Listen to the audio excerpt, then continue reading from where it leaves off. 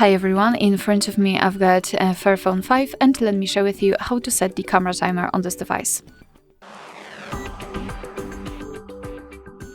So let's start with opening the camera app, and currently we are in the standard photo mode. So all we have to do is to unroll the upper bar with the options. So let's swipe your finger from the top to the center of your device, and as you can see here we've got some additional options. So let's simply tap on this timer option, and as you can see in this device we've got 4 different options, so off, 2, 5 and 8 seconds delay.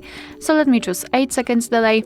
And now let's simply tap on the shutter button, and as you can see from now on your device will count down from 8, 5 or 3 depending on which option you've chosen, and after that time it will take a photo.